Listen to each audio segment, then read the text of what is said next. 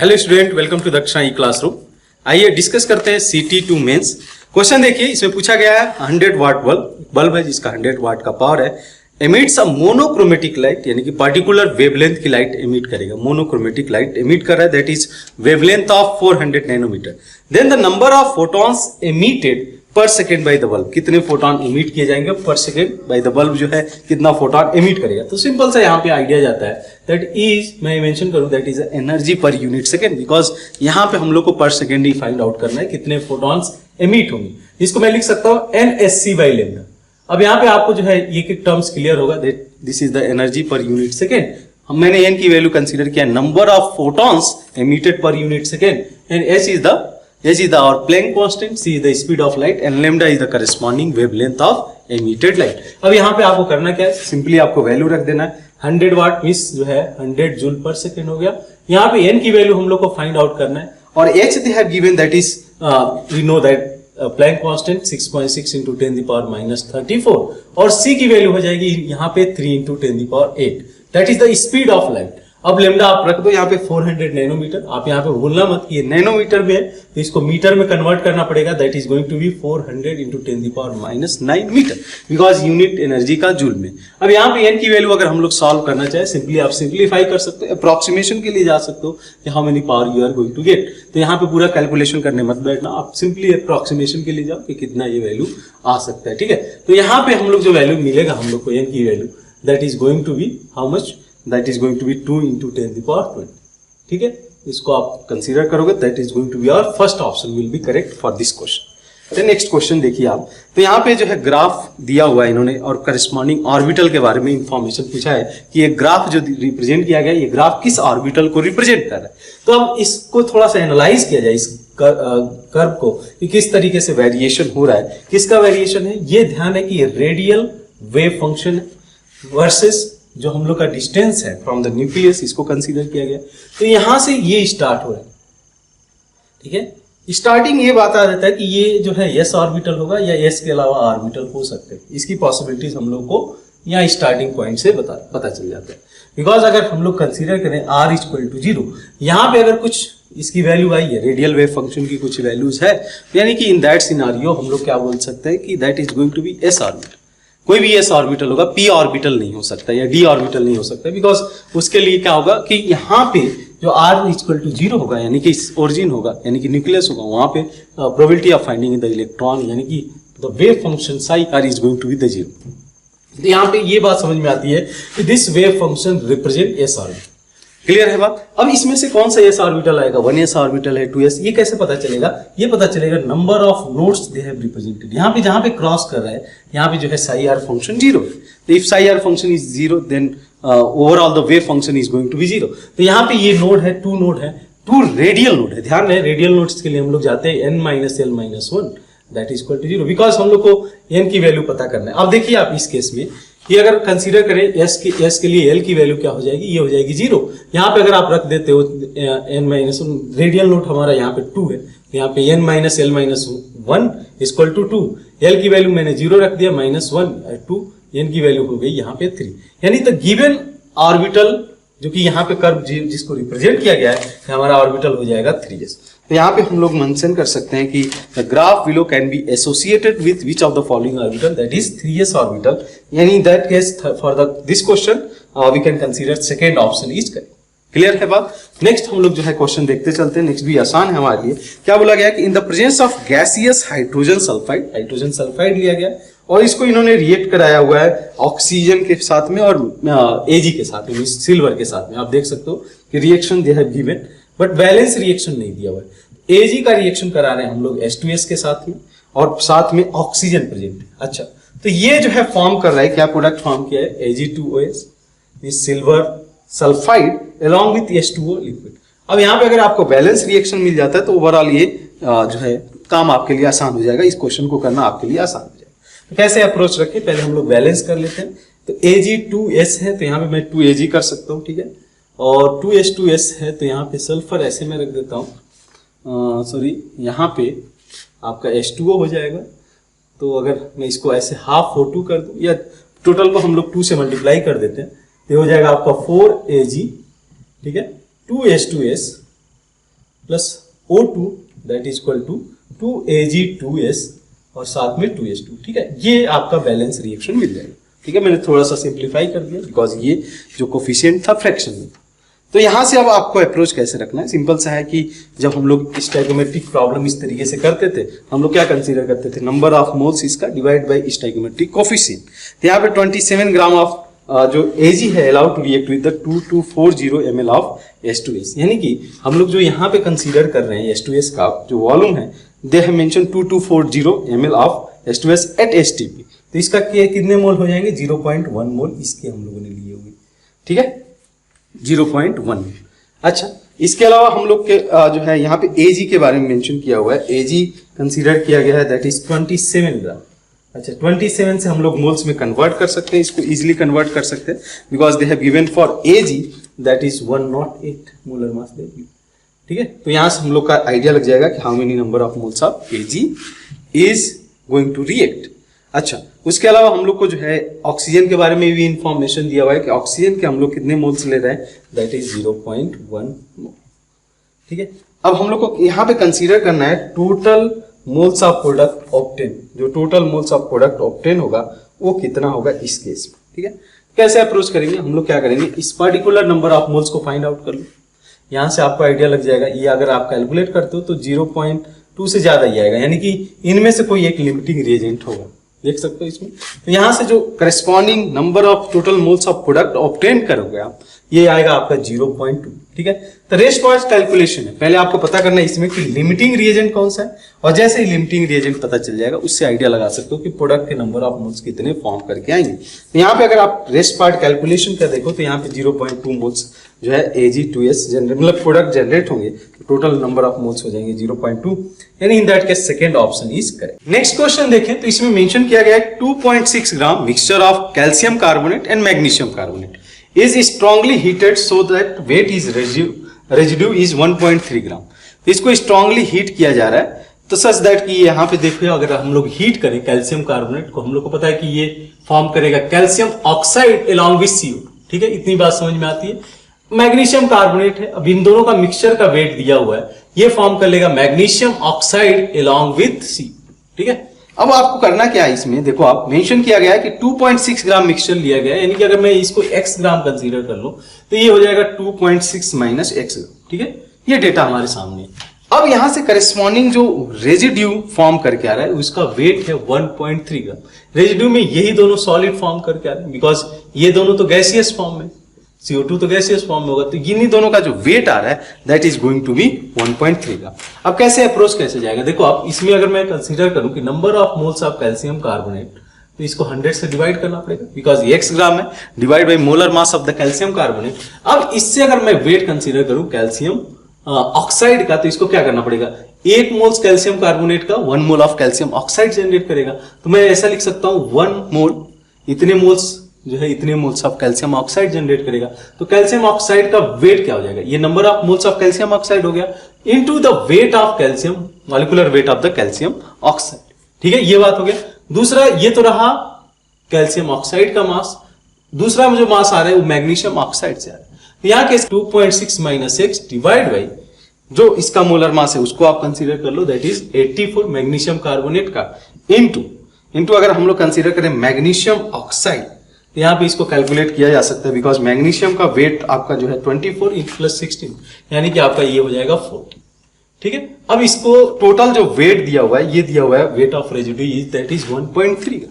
अब इसके बाद कैलकुलेशन ही बच जाता है कि x की वैल्यू आप सॉल्व करो, थोड़ा सा कैलकुलेटिव होगा ये क्वेश्चन, बट आपको आंसर मिल जाएगा यहाँ से अगर अप्रोच ऐसे रखते हो। क्या किया है मैंने, number of moles find out किया कि कितने जनरेट हुए इनटू मोलर वेट। इसका भी मैंने number of moles find out किया मैग्नीशियम ऑक्साइड का into the molecular weight of magnesium oxide. तो यहाँ से x की जो वैल्यू हमारे सामने निकल के आएगी that is going to be 0.74 gram. ठीक है, इतना ग्राम हम लोग कैल्शियम कार्बोनेट लेंगे, the rest part that is going to be our magnesium carbonate. ठीक है, बात क्लियर है। ठीक है, ये 4 करेक्ट होगा फॉर दिस क्वेश्चन। ठीक है, अगर आगे मूव करें हम लोग तो इसमें मेंशन किया गया है कि 8 ग्राम ऑफ O2 माइनस, ये भी आसान है, इसका 8 ग्राम लिया गया है O2 माइनस, और इसमें पूछा गया है he has the amount of charge, कितना अमाउंट होगा, इस हलवा सा प्रॉब्लम है हम लोग को पता करना है कि कितना अमाउंट ऑफ चार्ज होगा 8 ग्राम, ठीक है। तो इससे अगर हम लोग कंसीडर करें, आप देखिए सिंपल सा, कि इसका जो मॉलिक्यूलर वेट होगा कितना होगा, मॉलिक्यूलर वेट तो हमारा 16 ग्राम होगा। तो मैं क्या कर सकता हूं, number of moles of O2 minus that is equal to how much, 8/16। अब 8/16 है, that is going to be 0.5। Clear है बात। अब हम लोग को निकालना है number of moles of electron, ठीक है। तो नंबर ऑफ इलेक्ट्रॉन्स अगर पता किया जाए, अमाउंट ऑफ चार्ज बेसिकली हम लोग को कंसीडर करना है। तो एक इलेक्ट्रॉन देख लो आप कितने, O2 माइनस इतने मोल्स है, तो 2 से इसको मल्टीप्लाई करना पड़ेगा। क्यों?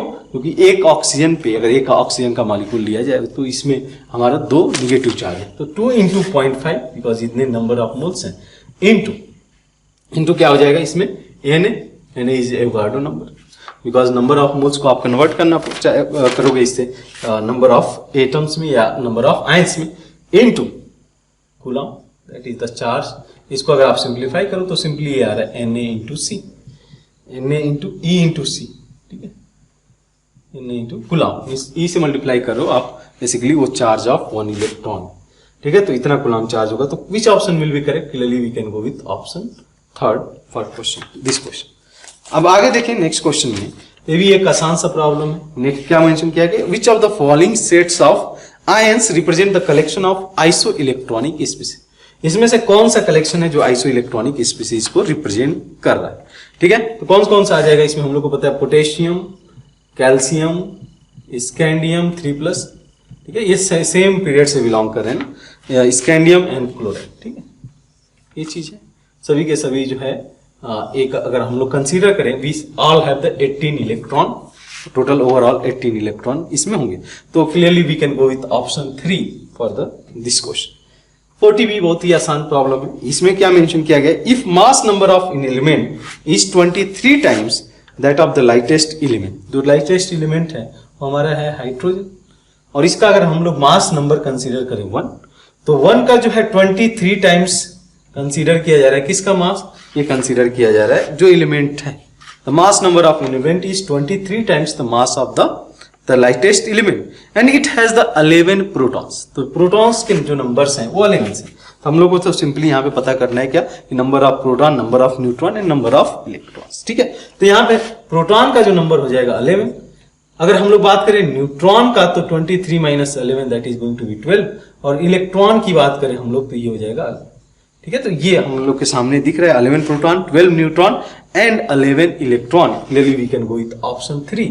नेक्स्ट क्वेश्चन देखें तो इसमें भी एक सिंपल सा रिएक्शन है, अमोनिया जो कि ऑक्सीजन के साथ रिएक्ट करके फॉर्म कर रहा है NO along with H2, ठीक है। इसको आपको बैलेंस करना होगा सच दैट कि आप जो करेस्पॉन्डिंग लिमिटिंग रिएजेंट है वो पता कर पाओ, ठीक है। तो अमोनिया अगर इसको हम लोग ओवरऑल बैलेंस करें, ऐसे किया जा सकता है, आप देख सकते हो इसमें कि NO ये रिएक्ट करेगा, तो ओवरऑल मैं फाइनल रिएक्शंस लिखता हूं इसका 4NH3, आप 2 भी कंसीडर कर सकते हो।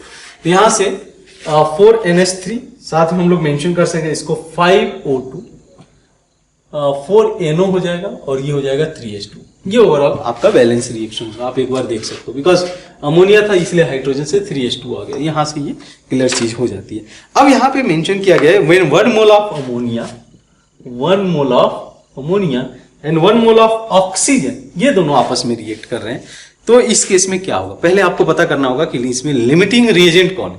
बिकॉज जो डिसाइडिंग कंपोनेंट होगा वो हमारा लिमिटिंग रिएजेंट होगा, कि ओवरऑल प्रोडक्ट क्या फॉर्म करके आएगा, कितना रिएक्शन में होगा, ये सभी लिमिटिंग रिएजेंट ही डिसाइड करता है। अच्छा, तो इसमें बात करें अगर हम लोग 1 divide by, because stoichiometric coefficient से डिवाइड करने से ही पता चलेगा कि which is going to be limiting reagent.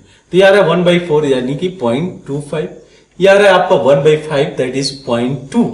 तो यहाँ पे ओवरऑल केस देखिए तो ये वैल्यू लेस है, means oxygen is going to be, this is going to be our limiting reagent. ये तो बात समझ में आती है, ये हमारा लिमिटिंग रिएजेंट है। कोई ऑप्शन ऐसा दिया हुआ है, अगर ये लिमिटिंग रिएजेंट है तो पूरा का पूरा ऑक्सीजन कंज्यूम हो जाएगा, सिंपल सी बात है। If this is the limiting reagent complete it is going to consume during the reaction, ठीक है। तो यानी कि अगर क्लियरली आप देखो यहां से तो आंसर पता चल जा रहा है कि all oxygen will be consume during the reaction. उसके अलावा 1 mole of hydrogen is produced, ठीक है। अब ये कैसे लगाया जाए पता है इसके बारे में, तो आप देख सकते हो कि 3 मोल्स ऑफ H2O जनरेट कर रहा है, तो 1 मोल जनरेट करेगा 3/5, 0.2 की हम लोग कंसीडर करें 0.2 के लिए, तो 3/5 × 0.2 दैट इज इक्वल टू 0.6/5 यानी कि आपका आ जाएगा 0.12, यानी कि this option is incorrect. 10 moles of NO is produce, ये भी गलत है। ये गलत इसलिए हो जाता है कि 4/5 इंटू 0.2 करना पड़ेगा आपको, तो ये भी गलत हो जाता है। All oxygen will be consume, that is correct. All ammonia will be consume, that is incorrect, because ये लिमिटिंग रिएजेंट नहीं है, ये लिमिटिंग रिएजेंट है। Clearly we can go with option 3 for this question. Now, in the next question, they have mentioned 7.5 gram of gas occupy 5.6 liter of ATST। ठीक है, तो यहाँ पे आपको कुछ ज्यादा नहीं करना है, आपको पता करना है कि नंबर ऑफ मोल्स कितने हैं, मॉलिक्यूलर वेट कितना है गैस का। इससे आइडिया लग जाएगा कि करेस्पॉन्डिंग जो गैस है वो कौन सा होगा, कैसे अप्रोच रखा जाएगा। तो यहाँ पे 7.5 ग्राम दिया हुआ है, तो देखो आप इसका वेट अगर मैं मोलर मास से डिवाइड कर दूं, वेट बाई मोलर मास, इससे आइडिया लग जाएगा कि नंबर ऑफ मोल्स कितने। सिमिलरली इसके साथ साथ ये भी दिया है कि volume of this gas is 5.6, आप इसको 22.4 से डिवाइड कर, ठीक है। तो यहां से जो मोलर मास निकल के आएगा, अगर आप क्लियरली कंसीडर करो इसको मोलर मास को, तो ये आई थिंक आपका जो है 4 टाइम्स चला जाएगा, और मोलर मास की जो वैल्यू होगी ये हो जाएगी 30, ठीक है। अब इस केसेस में देख लो कि कौन सा ऐसा कंपाउंड है, कौन सा ऐसा कंपाउंड है, कौन सा ऐसा गैस है जिसका मोलर मास 30 के इक्विवेलेंट होगा। तो पहला ये ऑप्शन हम लोग को दिख रहा है NO, जिसमें कि नाइट्रोजन 14 और ये 16 30 मोलर मास होगा, अगर इसका मोलर मास कंसीडर किया जाए, ठीक है। तो इस केस में आपका जो आंसर होगा 42 के केस में, that is going to be our first option will be correct, ठीक है। तो नेक्स्ट क्वेश्चन देखें हम लोग। नेक्स्ट क्वेश्चन में क्या मेंशन किया गया, ये भी एक आसान सा ऑर्गेनिक का प्रॉब्लम है, ये रिडक्टिव ओजोनोलिसिस का प्रॉब्लम है। क्या मेंशन किया गया है कि विच of the following hydrocarbon can give only acetone and CO2, ये दो प्रोडक्ट ही दे, या तो मतलब एसीटोन और CO2 दे, ठीक है। इस तरीके से हम लोग कंसीडर करें, अगर हम लोग 1 बाई 1 प्रोडक्ट कवर किया जा सकता है, प्रोडक्ट क्या फॉर्म करके आ रहा है इस केस में, देखना आप ध्यान से। जैसे इस केस की मैं बात करूं तो यहां पे ये बॉन्ड ब्रेक होगा, ये बॉन्ड ब्रेक होगा। मैंने सिंपल सा आइडिया आपको दिया था, इसको एक ऑक्सीजन दे दो, इसको ऑक्सीजन दे दो, सिमिलरली इसको ऑक्सीजन दे दो, इसको ऑक्सीजन दे दो। तो यहां से जो आपको प्रोडक्ट देखने को मिलेगा, ये देखने को मिलेगा 2 moles of acetaldehyde plus CO2, ये आएगा। तो हम लोग को यहाँ पे एसीटोन नहीं मिल रहा है, तो first option can not be correct. Similarly अगर आगे अप्रोच किया जाए, that is going to be CH3 CH double bond CH double bond C, यहां से CH3 जुड़ा हुआ है, ठीक है। अब इसमें कंसीडर किया जाए तो देखो, आप यहां से ब्रेक करोगे तो ऑक्सीजन यहां आ गया, यहां से ब्रेक करोगे तो ऑक्सीजन आ गया, ठीक है। रिडक्टिव ओजोनोलिसिस करा रहे हैं। यहां पे भी देख सकते हो आप, ये तो हमारा एसिटाल्डिहाइड हो जाएगा, ये हमारा जो है ग्लाइकॉल हो जाएगा, और यहां से बात किया जाए तो ये एसीटोन आ रहा है। तो बिस यहां पे भी एसीटोन और कार्बन डाइऑक्साइड तो नहीं मिल रहा है इस केस में, तो this can not B also correct answer, ठीक है। नेक्स्ट आप देखिए कि नेक्स्ट केस में थर्ड में, तो CH3 ये कंपाउंड है हमारे सामने, CH3 C double bond CH2, ठीक है। अभी यहां पे देखिए तो ये ऑक्सीजन जाएगा, इसके साथ एसीटोन मिल जाएगा, ये 1 मोल्स ऑफ CO2 देगा, और इधर बात करें तो आपको मिल जाएगा फॉर्माल्डिहाइड, ठीक है। तो अगर ओवरऑल केस कंसीडर करें तो यहाँ पे एसीटोन और कार्बन डाइऑक्साइड तो फॉर्म किया, लेकिन साथ में यहाँ पे फॉर्माल्डिहाइड भी फॉर्म किया है, तो this can not be our correct answer. तो एक ही ऑप्शन बचता है जो लास्ट है, उसको अगर हम लोग कंसीडर करें तो आप देखिए ध्यान से, CH3 C double bond C CH3 double bond CH3 अब इसमें किस सिंपल सा कैसे, इस बॉन्ड को ब्रेक किया आपने, इसको ब्रेक किया, यहाँ पे ऑक्सीजन गया, इसको ऑक्सीजन मिला, इधर से ऑक्सीजन एक जाएगा, इधर ऑक्सीजन जाएगा, तो क्या देखने को मिल रहा है आपको 2 moles of acetone, 2 moles of acetone along with CO2। तो यही चाहिए था हम लोगों की एसीटोन और CO2 प्रोडक्ट में आए। तो यहाँ पे क्लियरली हम लोग कंसीडर करें तो fourth option will be correct for this question, ठीक है। नाउ नेक्स्ट क्वेश्चन बोला गया कि consider the iso electronic ions, that is K+, same number of electron है। अच्छा, यही सिमिलर टाइप का प्रॉब्लम प्रीवियसली पूछा है कि विच आर आइसो इलेक्ट्रॉनिक, तो सल्फाइड, क्लोराइड और कैल्शियम 2+, ठीक है। तो मेंशन किया गया कि radius of this iso electronic specific, इसमें हम लोग को देखना ही नहीं है, हम लोग को देखना है निगेटिव चार्ज है। अब ऐसा कैसे कि इसका रेडियस ज्यादा होगा, तो सबसे ज्यादा रेडियस हो जाएगा सल्फाइड का, देन क्लोराइड का, देन जैसे जैसे पॉजिटिव चार्ज बढ़ेगा इस इफेक्टिव न्यूक्लियर चार्ज बढ़ते जाएगा, और corresponding size is going to reduce.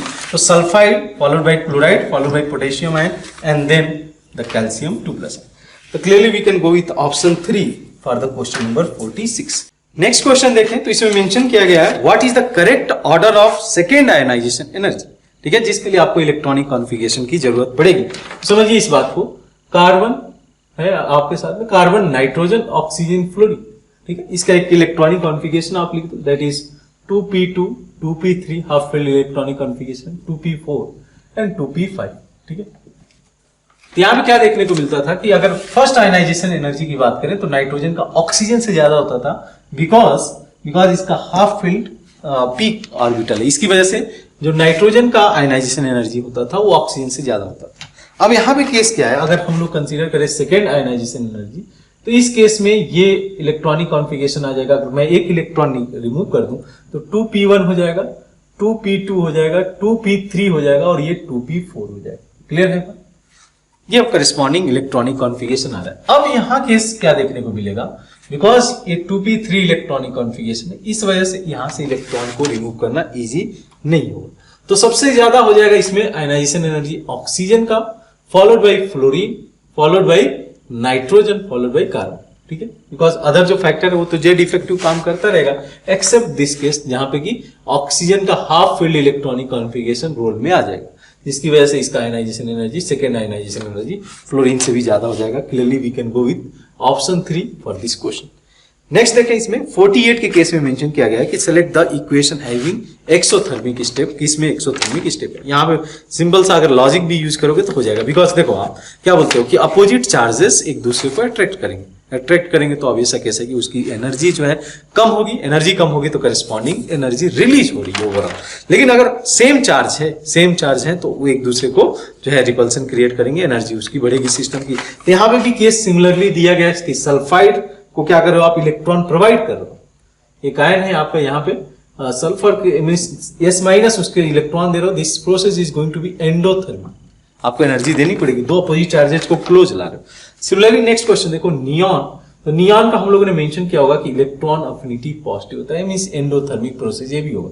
Easily electron gain नहीं करना चाहेंगे because they have the octet stability. Now next देखिए नाइट्रोजन का भी सेम कहानी है कि नाइट्रोजन में भी इलेक्ट्रॉन अगर ऐड करना चाहें that process is going to be endothermic. लेकिन अगर हम लोग ये केस कंसीडर करें, एल्युमिनियम प्लस, और यहां से ये इलेक्ट्रॉन एक्सेप्ट कर रहा है तो ये कन्वर्ट होगा एल्युमिनियम में, ये प्रोसेस एक्सोथर्मिक होगा बिकॉज अपोजिट चार्जेस एक दूसरे को अट्रैक्ट कर रहे हैं इस केस में। तो clearly we can go with option 4 for this question. Next question देखें तो इसमें मेंशन किया गया कि which alcohol give instant turbidity with the Lucas reagent. यहाँ पे सिंपल सा लॉजिक जाता है कि आप देख लो कि कौन सा 3 डिग्री अल्कोहल है। 3 डिग्री अल्कोहल इंस्टेंट टर्बिडिटी देगा, लुकास रिएजेंट होता है HCl in the presence of ZnCl2।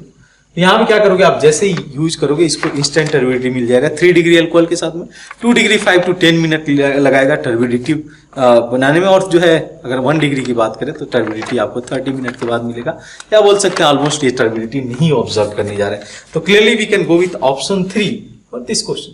ठीक है, option 3 for this question clearly we can go with. Next section की तरफ मूव करें तो 52 के केस में मेंशन किया गया कि a compound having empirical formula that is K potassium PnQOR। ठीक है, यहाँ पे भी अप्रोच आपका सिंपल सा जाना चाहिए। क्या मेंशन किया गया है कि इसके अंदर 45.85 पोटेशियम है, 45.85 पोटेशियम है, 16.47 जो है आपका नाइट्रोजन है, और 37.66 ऑक्सीजन है बाई द मास।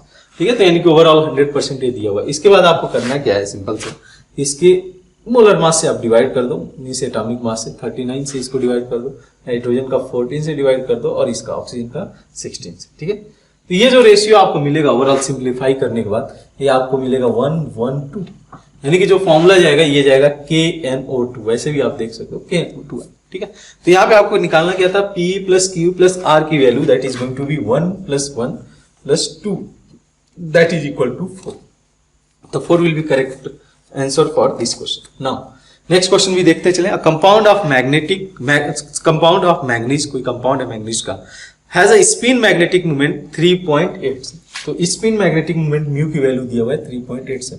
यहां से आपको जो है कैलकुलेशन के लिए नहीं जाना है, ये जो वैल्यू है ये दिखा देगा number of unpaired electron that is going to be 3। ठीक है, मैग्नीज का कोई कंपाउंड है जिसमें कि नंबर ऑफ अनपेयर्ड इलेक्ट्रॉन 3 है, जिसकी वजह से मैग्नेटिक मोमेंट इतना आया हुआ है। अब इसमें करना क्या है, आपको बोला गया है कि if the manganese in the compound is present in Mnx+, then we have to find this value x+, we have to find ये x की वैल्यू क्या होगी। कैसे अप्रोच जाएगा इस केस में, सिंपल सा जो है आप देखो, ये 3 अनपेयर्ड इलेक्ट्रॉन है। अगर मैग्नीज का कॉन्फ़िगरेशन की बात करें तो ये होता है 3d5 4s2। ठीक है, अब 3 अनपेयर्ड इलेक्ट्रॉन के लिए मुझे कितने इलेक्ट्रॉन यहां से गायब करने पड़ेंगे, उड़ाने पड़ेंगे, दैट इज 4 इलेक्ट्रॉन, तभी तो ये 3d3 कॉन्फ़िगरेशन में आएगा। तो 4 इलेक्ट्रॉन हटाने के लिए यहाँ पे चार्ज कितना आएगा, अगर 4 इलेक्ट्रॉन में हटा दूं that is going to Mn4+। यानी हमसे वैल्यू पूछा है x की वैल्यू क्या होगा, x की वैल्यू हो जाएगी सिंपली 4। ठीक है, तो 4 will be correct answer for this question. Next question consider करें, तो इसमें बोला गया कि total number of electrons having n+l equal to 4। कितने इलेक्ट्रॉन होंगे जिसमें n+l की वैल्यू 4 होगी। ठीक है, तो ये फॉर द वेनेडियम के लिए हम लोग को निकालना है, वेनेडियम के केस में किया है। ठीक है, तो कैसे अप्रोच रखना चाहिए इस केस में, हम लोग को सिंपली देखना है इलेक्ट्रॉनिक कॉन्फ़िगरेशन, तभी तो हम लोग पता कर सकते हैं कि n+l की वैल्यू 4 कितने इलेक्ट्रॉन के लिए पॉसिबल। तो अगर इलेक्ट्रॉनिक कॉन्फ़िगरेशन लिखा जाए वेनेडियम के लिए तो 1s2 2s2 2p6 3s2 3p6, ठीक है 3p6 4d1 4s2, ये इलेक्ट्रॉनिक कॉन्फ़िगरेशन जाएगा। ठीक है, तो आपको पता करना है इस केस में कि कौन से इलेक्ट्रॉन होंगे जिनके n+l की वैल्यू 4 होगी। ठीक है, कैसे पता किया जाए, तो यहां पे देख लो आप 3 l की वैल्यू यहां पे 3 और ये p के लिए l की वैल्यू हो जाएगी 1, तो यहां पे 6 इलेक्ट्रॉन ये प्रेजेंट है। उसके अलावा यहां पे अगर कंसीडर करें 4 और s के लिए l की वैल्यू हो जाएगी 0, 2 इलेक्ट्रॉन यहां से आ गए।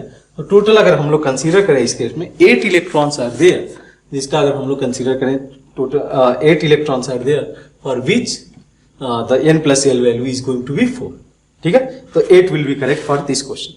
Now moving to next question, mention किया गया इसमें 24 ग्राम ऑफ कार्बन। देखिए आप ध्यान से, 24 ग्राम ऑफ कार्बन लिया गया। ठीक है, अब ये कार्बन रिएक्ट कर रहा है ऑक्सीजन के साथ में और ये फॉर्म कर रहा है some amount of carbon monoxide carbon dioxide. ठीक है, ये दोनों, तो यहाँ पे कुछ ऐसे लिखा जा सकता है, सेपरेटेड लिखा जा सकता है कि सम अमाउंट कार्बन का जो है फॉर्म कर रहा है कार्बन डाइऑक्साइड और कुछ फॉर्म कर रहा है कार्बन मोनोऑक्साइड। अब ये तभी पॉसिबल है जब ऑक्सीजन सफिशिएंट अमाउंट में नहीं रखा गया। ठीक है, तो 24 ग्राम ऑफ कार्बन लिया गया, तो x ग्राम, इसको अगर मान लें कि x gram carbon monoxide form कर रहा है, तो यहाँ पे 24 माइनस x ग्राम आपका क्या फॉर्म करेगा, 24 minus x gram carbon dioxide form करेगा। ठीक है, the leaving behind no reactant, reactant कोई भी इसमें नहीं बच रहा है। 40 ग्राम ऑफ ऑक्सीजन यहाँ पे कंसीडर किया गया। तो यहाँ पे सिंपली आपको क्या करना है, the ratio of moles of CO and CO2 कितना प्रोड्यूस होगा। ठीक है, तो ये कैसे आइडिया लगाया जाएगा, तो यहाँ पे देख लो आप, देखो तो अगर हम लोग ऑक्सीजन की बात करें, ठीक है, तो यहाँ से ऑक्सीजन का जो नंबर ऑफ मोल्स होगा, देखिए आप ध्यान से, क्योंकि कंप्लीट कंजम्पशन के लिए जा रहे हैं, तो x/12 number of moles of carbon, जो ऑक्सीजन का रिएक्ट होगा इसका हाफ रिएक्ट होगा, तो ये हो जाएगा हाफ, और ऑक्सीजन का molar mass that is going to be 32। ठीक है, ये क्या मैंने निकाला, ये amount of oxygen reacted with carbon that is going to form carbon monoxide. Similarly इसकी बात करें कि जो सेकेंड ऑक्सीजन अमाउंट है जो कि कार्बन डाइऑक्साइड फॉर्म कर रहा है, इसका हम लोग क्या लिख सकते हैं, 24 minus x by 12 into 32, that is equal to how much, that is equal to 40। अब यहाँ पे आप जो है सिंपली x के लिए सॉल्व कर सकते हो, x की जो वैल्यू आएगी वहां से ये आइडिया लग जाएगा कितना अमाउंट आपने कार्बन मोनोऑक्साइड फॉर्म किया और कितना अमाउंट आपने कार्बन डाइऑक्साइड फॉर्म करेगा। तो यहाँ से अगर आपको सॉल्व करने के बाद जो रेशियो मिलेगा carbon monoxide versus carbon dioxide, that is going to be 3। ठीक है, क्लियर बात है। नेक्स्ट आप देखिए क्वेश्चन 57। ठीक है, इसमें क्या मेंशन किया गया है कि electrons in a helium plus is in the state with total 1 node with the 0 orbital angular momentum. अगर हम लोग इनिशियली कंसीडर करें कि किस ऑर्बिटल में प्रेजेंट है, किस पर्टिकुलर स्टेट में प्रेजेंट है, क्या हो जाएगा, यह टोटल नोड है आपका 1, तो n-1 टोटल नोड होता है, n-1 टोटल नोड होता है, दैट इज इक्वल टू 1। अब यहां से n की वैल्यू हो जाएगी 2, तो 2 इज द टोटल नोड, यानी कि n की वैल्यू 2 हो जाएगा। अब यहाँ पे कंसीडर करें तो ये ऑर्बिटल n की वैल्यू 2 हो गई। अब यहाँ पे एक और इंफॉर्मेशन मेंशन किया है कि with the 0 orbital angular momentum, यानी कि 2s स्टेट। ठीक है, 0 ऑर्बिटल एंगुलर मोमेंटम तो s के लिए ही होगा, तो s हो गया यहाँ पे photons of wavelength causes, wavelength जिसका वेवलेंथ है 95R, causes to jump the higher state, the higher state in which the electron finally associated with the 5 possible orientation in space. तो ठीक है, तो ये इंफॉर्मेशन आपको क्या दे देगा कि करस्पॉन्डिंग जो आप कैलकुलेट करोगे r, इसके लिए अगर सॉल्व करते हो, जैसे मैं अगर इसको लिखूं, इसको 9/5R, क्या मेंशन किया हुआ है इन्होंने, 9/5R, इसको आप सॉल्व करके ये निकाल सकते हो कि करस्पॉन्डिंग किस पर्टिकुलर n स्टेट में ये एग्जिस्ट करेगा, क्योंकि n इक्वल टू 2 है, n i है, n फाइनल क्या होगा, n फाइनल आप देखोगे तो ये आ जाएगा 3। n इनिशियल 2 होगा, इससे इस पर्टिकुलर डेटा का यूज करके आप सॉल्व कर सकते। क्लियर सा बात है। अब यहाँ पे मेंशन ये इंफॉर्मेशन ये भी दिया हुआ है कि the higher state in with electron jump finally is associated with 5 possible orientation in space. उसके 5 पॉसिबल ओरिएंटेशन, तो यहाँ पे 5 पॉसिबल ओरिएंटेशन किसके होंगे, डी के लिए। तो ये हमारा जो पार्टिकुलर ऑर्बिटल होगा वो 3D होगा। अब 3D के लिए हम लोग को मेंशन करना है कि number of radium node that is n minus l minus 1। n की वैल्यू है 3, l की वैल्यू हो जाएगी 2, तो 3 minus 2 minus 1 that is equal to 0। तो 0 will be answer for this question. ठीक है। इसमें अगर हम लोग बात करें नेक्स्ट क्वेश्चन में कि what is the value of slope for the given following curve, इसका स्लोप क्या होगा। इन्होंने मेंशन कुछ ऐसे किया है, दिट इज डेल x, यहाँ पे वैल्यू है 2h by pi del p।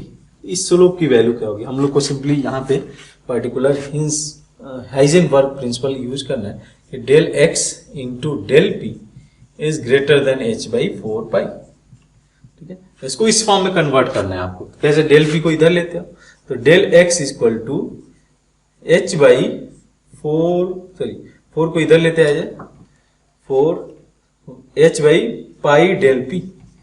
अब चूंकि यहाँ पे हम लोग को 2 चाहिए होगा तो इसको मैं दोनों साइड में 2 से मल्टीप्लाई कर देता हूँ, तो ये हो जाएगा 8 del x that is equal to, आप चाहो तो इक्वलिटी लगा सकते हो या हटा भी सकते हो, कोई दिक्कत नहीं, h by pi del p। ठीक है, तो यहाँ पे स्लोप जो पूछा है ये पूछा है y equal to mx, m is the slope, यानी कि स्लोप की वैल्यू हो जाएगा यहाँ पे 8 will be correct answer for this question. Next question देखें तो इसमें पूछा गया how many monochloro structural isomeric product are form when isohexane is treated with chlorine in the presence of H में। कितने जो है आपको इस केस में प्रोडक्ट फॉर्म करके देंगे, देखिए आप ध्यान से। तो हो गया आपका आइसोहेक्सेन 1 2 3 4 5। आपको क्या करना है, उस पर्टिकुलर डिफरेंट पोजीशन को फाइंड आउट करना है जहां पे कि जो है रिएक्शन होने पे डिफरेंट प्रोडक्ट फॉर्म करेगा। तो जैसे मैं ये दोनों पोजीशन इक्विवेलेंट है तो इसको मैं A लिख सकता हूँ। ठीक है, ये पोजीशन डिफरेंट है तो B, यहाँ पे हो गया C, D और ये। तो टोटल कितने प्रोडक्ट 1 2 3 4 5 टोटल प्रोडक्ट होगा। अगर आप चाहो तो इसको बना के भी ड्रॉ करके भी देख सकते हो कि how many total isomeric structural isomeric product you are going to get in the case of isohexane. तो ये आपका जो है 5 प्रोडक्ट देगा। नेक्स्ट क्वेश्चन देखें कि बोला गया कि find out the total number of ions are atom having the greater radii than the oxygen atom. जो ऑक्सीजन एटम से ग्रेटर रेडियाई रखे तो 1 बाई 1 अगर हम लोग कंसीडर करें एल्युमिनियम 3+, ठीक है, एल्युमिनियम 3+, ये अगर हम लोग कंसीडर करें तो ओवरऑल इसका जो करेस्पॉन्डिंग, अब ये कैसे कि पॉजिटिव चार्ज है तो साइज कम होगा, तो हम लोग को चाहिए कि लार्जर साइज हो करेस्पॉन्डिंग ऑक्सीजन से। ठीक है, तो उस मैग्नीशियम 2+1 सेकेंड इसका साइज आपका स्मॉलर हो जाएगा। तो ये दोनों तो ऑप्शन नहीं हो सकते। उसके अलावा अगर हम लोग कंसीडर करें सल्फाइड हो गया तो सल्फाइड का ज्यादा होगा ही। उसके अलावा ऑक्साइड, हाँ बिल्कुल ज्यादा होगा। देन फ्लोराइड, ब्रोमाइड, ठीक है, आपका इस केस में आयोडाइड हो जाएगा। ठीक है, तो 1 2 3 4 5 आयोडाइड के अलावा नियॉन हो जाएगा, नियॉन। तो ये 6 केसेस हैं जहां पे कि करस्पॉन्डिंग जो रेडियाई है इस पर्टिकुलर स्पीसीज का वो ऑक्सीजन एटम के रेडियाई से ज्यादा होगा। तो 6 will be correct in this case. Next question देखिए, ये भी आसान सा प्रॉब्लम है। ये आपको जो है एक पर्टिकुलर रिएक्टेंट दिया हुआ है, इसको इन्होंने ट्रीट किया हुआ है hydrogen in the presence of निकल। ठीक है, फॉलोड बाय क्लोरीनेशन। ठीक है, total sum of product of ABC। तो यहाँ पे प्रोडक्ट आपको क्या देखने को मिलेगा, एक सिंगल प्रोडक्ट देखने को मिलेगा। अब इसके बाद जब आप क्लोरीनेशन करा रहे हो ना इस केस में, तो आप देख लो कि कितने डिफरेंट प्रोडक्ट फॉर्म करके आएंगे। यहाँ पे क्लोरीनेशन तो नहीं पॉसिबल है। ये एक पोजीशन हो गया A B, ये सभी पोजीशन इक्विवेलेंट है A B। ठीक, यानी कि टोटल इस केस में आप यहाँ से 2 प्रोडक्ट मिलेगा, यहाँ से 1 प्रोडक्ट मिलेगा। ठीक है, तो 3 प्रोडक्ट इस केस में हो गया। उसके अलावा इसको ओजोनोलिसिस कराया गया। ठीक है, ध्यान है कि डिफरेंट स्पीसीज डिफरेंट प्रोडक्ट चाहिए। तो जब आप ओजोनोलिसिस करा रहे हो इसका ओजोनोलिसिस, तो प्रोडक्ट फॉर्म करके आएगा। देखो आप, ये बॉन्ड ब्रेक हो जाएगा। अच्छा, तो जो बॉन्ड ब्रेक होगा तो यहाँ पे आपको मिल जाएगा फॉर्माल्डिहाइड, कितने मोल्स, 4 मोल्स ऑफ फॉर्माल्डिहाइड। और उसके अलावा जो प्रोडक्ट होगा ये आपको मिल जाएगा CHO। ठीक है, यहाँ पे हो जाएगा CHO, यहाँ पे हो जाएगा CHO और यहाँ पे हो जाएगा CHO। ठीक है, तो ये प्रोडक्ट यहाँ से मिल जाएगा, 2 प्रोडक्ट यहाँ पे मिल जाए। तो टोटल नंबर ऑफ प्रोडक्ट की अगर मैं बात करूँ, ठीक है, जो है यहाँ से 3 आ रहा है, 4 और 5, यहाँ से 2 प्रोडक्ट आ रहे हैं। तो total number of product is 5 for this case. तो 5 will be correct answer in this case. Next आप देखिए, बोला गया कि how many alcohol is give immediate turbidity when the Lucas reagent when treated with the Lucas reagent having the molecular formula C5H12O इस molecular formula के साथ। ठीक है, आपको क्या चाहिए इस केस में? आपको चाहिए एक 3 डिग्री अल्कोहल। तो 3 डिग्री अल्कोहल है, तो अगर मान लो आप इसको CH3 ले जाते हो, इधर आप CH3 लेते जाओ और यहाँ पे आप CH2 CH3 ले जाओ, और कोई मॉडिफिकेशन किया जा सकता है इस ग्रुप में, और कोई मॉडिफिकेशन किया जा सकता है सच दैट कि 3 डिग्री अल्कोहल फॉर्म करे। नहीं, तो only one structure is there which is going to give. अब लास्ट इस केस में देखें हम लोग इस नेक्स्ट क्वेश्चन की, बोला गया कि elements E has exceptional valence shell electron configuration as 4d10। इसका जो कॉन्फ़िगरेशन है 4d10 है। What is the period of the E in the modern periodic table? इसका जो पीरियड होगा वो कौन सा होगा? ठीक, तो ऐसा कैसा कि ये यहाँ पे वैल्यू दिया हुआ है इसका 4, तो इस केस में जो ऑर्बिटल जाएगा इसका एक्सेप्शनल इलेक्ट्रॉनिक कॉन्फ़िगरेशन है, तो इस केस में आप जो है देख सकते हो कि 5 आपका जो पीरियड नंबर होगा इस केस में 5 हो जाएगा। तो इसमें एयर की वैल्यू 5 हो जाएगी, पीरियड नंबर की वैल्यू 5 हो जाएगा, तो 5 will be correct answer for this question. ठीक है, तो ये हम लोग का पेपर रहा ओवरऑल जो है CT2 मेंस। आई होप कि आपने ये अच्छे से लिखा होगा। जहाँ पे भी मिस्टेक हो प्रैक्टिस करो।